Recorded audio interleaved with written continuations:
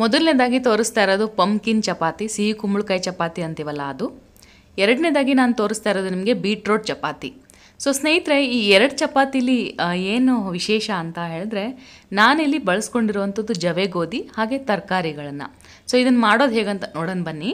ಮೊದಲನೇದಾಗಿ ಪಂಪ್ಕಿನ್ ತೊಗೊಂಡಿದ್ದೀನಿ, ಮತ್ತು ಇದನ್ನು 1 ಬೌಲಷ್ಟು ನಾನು ರುಬ್ಕೊಂಬಂದಿದ್ದೀನಿ, ಹಾಗೆ 1 ಬೌಲ್ ಹಿಟ್ಟನ್ನ ತೊಗೊಂಡಿದ್ದೀನಿ. ಇಲ್ಲಿ ಸ್ನೇಹಿತರೆ ನಾನು ಜವೆ ಗೋಧಿ ಹಿಟ್ಟನ್ನ ಬಳಸ್ತಾ ಇದ್ದೀನಿ.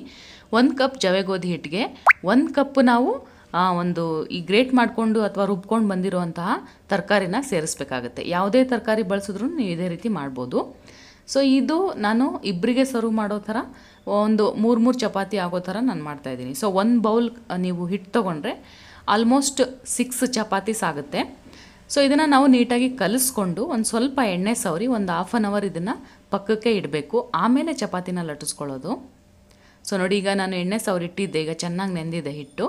ಈಗ ನಾವು ಚಪಾತಿ ಮಾಡ್ಕೊಳ್ಳೋಣ. ಜವೆ ಗೋಧಿಲಿ ಏನು ವಿಶೇಷ ಅಂದರೆ ಗ್ಲೂಟನ್ ಕಮ್ಮಿ ಇರುತ್ತೆ ಇದರಲ್ಲಿ. ಸೊ ನಾವು ಮಾಮೂಲಿ ಚಪಾತಿ ಮಾಡ್ತೀವಲ್ಲ, ಅದೇ ರೀತಿ ಇದನ್ನು ಸ್ವಲ್ಪ ಹಿಟ್ಟು ತೊಗೊಂಡು ನಾವು ಚಪಾತಿನ ಲಟ್ಟಿಸ್ಕೋಬೇಕು. ನಾವು ಇಲ್ಲಿ ಚಪಾತಿಗೆ ನಾವು ಎಣ್ಣೆ ಹಾಕಿ ಕೂಡ ಬೇಯಿಸ್ಬೋದು, ವಿತೌಟ್ ಎಣ್ಣೆನೂ ನಾವು ಬೇಯಿಸ್ಕೋಬೋದು. ಸ್ನೇಹಿತರೆ, ನಾವು ಯಾವುದಾದ್ರು ತರಕಾರಿನ ರುಬ್ಬಿ ನಾವು ಹಿಟ್ಟನ್ನ ನಾದ್ಕೋಬೇಕಾದ್ರೆ ಅಷ್ಟು ನೀರು ಪ್ರಮಾಣ ಹಿಡಿಸಲ್ಲ. ಸೊ ನೋಡಿ ನೀವು ಮಾಡ್ಕೋಬೇಕಾಗುತ್ತೆ. ಈಗ ನೋಡಿ, ನಾನು ವಿತೌಟ್ ಆಯಿಲ್ನೇ ಬೇಯಿಸ್ತಾ ಇದ್ದೀನಿ.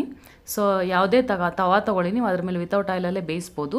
ತುಂಬ ಟೇಸ್ಟಿಯಾಗಿರುತ್ತೆ ಈ ಚಪಾತಿಗಳು, ಹಾಗೆ ಆರೋಗ್ಯಕರವಾದ ಚಪಾತಿಗಳಿವು.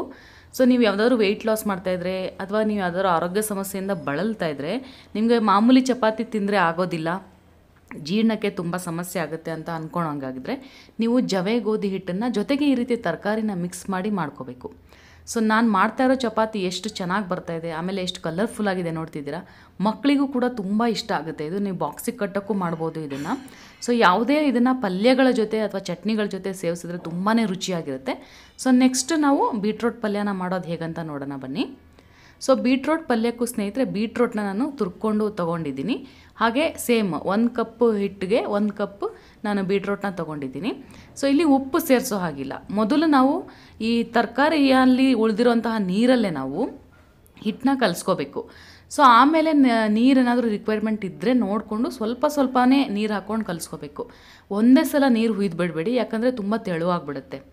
ಆಮೇಲೆ ಇನ್ನೊಂದು ಸ್ನೇಹಿತರೆ, ಇಲ್ಲೊಂದು ಪಾಯಿಂಟ್ ನೀವು ನೆನ್ಪಿಟ್ಕೋಬೇಕಾಗಿರುವಂಥದ್ದು, ಈಗ ಯಾವುದೇ ಹಿಟ್ಟನ್ನ ಇದನ್ನು ನೀವು ಕಲಸಿಟ್ರೆ ತುಂಬ ಹೊತ್ತು ಇಡಬಾರ್ದು. ಒಂದು 4 ಅವರ್ 5 ಅವರ್ ಆ ಥರ ಇಡಬಾರ್ದು. ಒಂದು ಅರ್ಧ ಗಂಟೆ ಅಥವಾ 1 ಅವರ್ ಇಟ್ಟು ಮಾಡ್ಕೋಬೋದು, ಯಾಕಂದರೆ ಫರ್ಮೆಂಟೇಷನ್ ಆಗಿಬಿಡುತ್ತೆ ಅದು. ಸೊ ಇದನ್ನು ಕೂಡ ಅರ್ಧ ಗಂಟೆ ಇಟ್ಟು ಆಮೇಲೆ ಚಪಾತಿನ ಈ ಥರ ನಾನು ಲಟ್ಟಿಸ್ಕೊತಾ ಇದ್ದೀನಿ. ಇದು ಬೀಟ್ರೋಟ್ ಚಪಾತಿ ಸ್ನೇಹಿತರೆ, ಒಂದು ಒಳ್ಳೆ ಕಲರ್ ಬರುತ್ತೆ ಅಲ್ವಾ. ಸೊ ಇದಕ್ಕೊಂದು ಸ್ವಲ್ಪ ಎಣ್ಣೆ ಹಾಕಿಬಿಟ್ಟು ನಾವು ಬೇಯಿಸಿದ್ರೆ ತುಂಬಾ ಚೆನ್ನಾಗಿರುತ್ತೆ.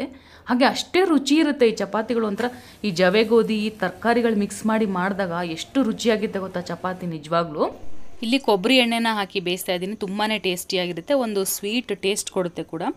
ಆಮೇಲೆ ಸ್ನೇಹಿತರೆ, ನಾವು ಬೇರೆ ರೀತಿಯ ತರಕಾರಿಗಳನ್ನ ಬಳಸ್ಕೊಂಡು ಇದೇ ರೀತಿ ಚಪಾತಿಗಳನ್ನು ಮಾಡ್ಬೋದು. ಮುಂದಿನ ವಿಡಿಯೋಗಳಲ್ಲಿ ಬೇರೆ ರೀತಿ ಚಪಾತೀಸ್ನ ನಾನು ತೋರಿಸ್ತೀನಿ ನಿಮಗೆ. ಸೊ ಈ ಚಪಾತಿನೂ ಕೂಡ ಒಂದು ಮಿಕ್ಸ್ ತರಕಾರಿ ಪಲ್ಯ ಜೊತೆ ಇದನ್ನು ಸೇವಿಸ್ಬೋದು. ಸೊ ಇಲ್ಲಿ ತನಕ ವಿಡಿಯೋ ನೋಡಿದ್ದಕ್ಕೆ ಧನ್ಯವಾದಗಳು.